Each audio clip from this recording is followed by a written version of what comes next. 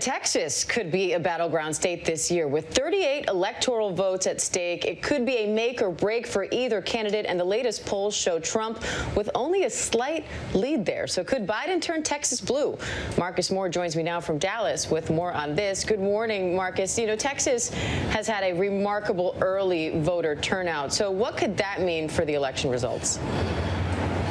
Yeah, hey, Diane, absolutely remarkable. I mean, more than 9.5 million people cast ballots during the early voting period, and that's more than the entire vote from 2016. It gives you a sense of how energized people are, and also perhaps a sign of what is ahead. Democrats believe that because there have been so many people early voting, that is good for them. You heard Rick Klein alluding to the fact that we anticipate that tomorrow, Election Day, will be a good day for Donald Trump as his voters head to the polls. And so that is the hope when you talk to either side here. But it is important to point out, Diane, that we simply don't know how those 9.5 million people voted. But certainly a lot of people will be watching tomorrow to see exactly what it means. And no doubt this race is a close one in a state that historically has always been, at least for the past 4 decades, a Republican stronghold. So for the polls to show that this is a tight race, and when you average them out on our 538 website that President Trump is only leading by 1 point, that really gets your attention. It sure does. Now, Texas is facing some challenges to some of those early votes. What's the latest on that? Yes, so we've got more than 100,000 votes that Republicans here in Texas are wanting a judge to throw out because those ballots were cast at drive-through polling locations in Harris County. That's in the Houston area.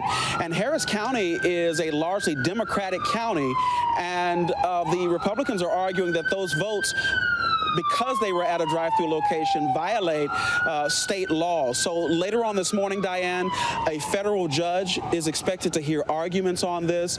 And if that judge does throw out the votes, that would mean that all of those voters, more than 120,000 or nearly 127,000, would have to go back to the polls. And Diane, it's important to point out that the Texas Supreme Court has already ruled on this matter, and they have dismissed the complaint filed by the Republicans. The court's already becoming a vital part of this election. Marcus, what are both campaigns doing at this point with this final push, 1 day to go? What are they doing to try to win over voters there?